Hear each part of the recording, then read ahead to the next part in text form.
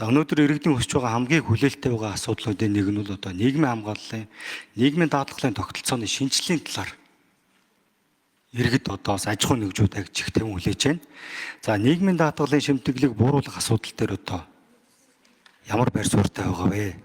За тухайлбал нийгмийн даатгалын шимтгэлийг одоо хэд өндөр байна гэд 2023 онд парламент цэгийн дээр одоо санал асуулга явуулсан. 105 мянган одоо бууруулах дээр саналаа өгж энэ асуудал дээр одоо бас нийгмийн анхааралд орсон гэж ойлгож байна. За нийгмийн даатгалын шимтгэлийн хувь хэмжээ өндөр байх нь одоо сангийн орлогыг нэмэгдүүлэхдээ эерэг нөлөө үл одоохондоо үзүүлж байгаа. Алстаа бол энэ өөрөө хөдөлмөрийн зах зээлд одоо ажиллагчдын тоо буурах, даатгуулагчдын тоо буурах зэрэг сөрөг нөлөө үл үзүүлэх хандлагатай байна. За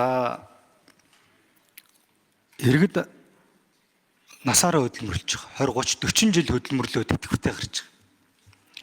Яг энэ нийгмийн даатгалт төсвийн бодит үр шимээ иргэд маань хүртэж чадахгүй байна. Эрэгтэйчүүдийн дундаж наслалт бас богино. Энэ дээр одоо яг ямар шийдлийг та одоо бас ажил хэрэг болох вэ?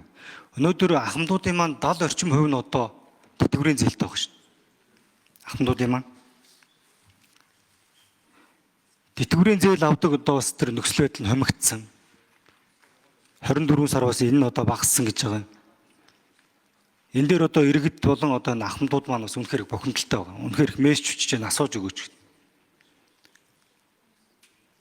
Энийг энэ ахмадуудтай бид хүн бас нээж өгье л дөө. Тэтгэврийн хангалттай аваг, гадаад дотоодод аялаг, юм үзэг, чөлөө цагаа одоо бас тэр үр бүтээлтэй өнгөрүүлэг.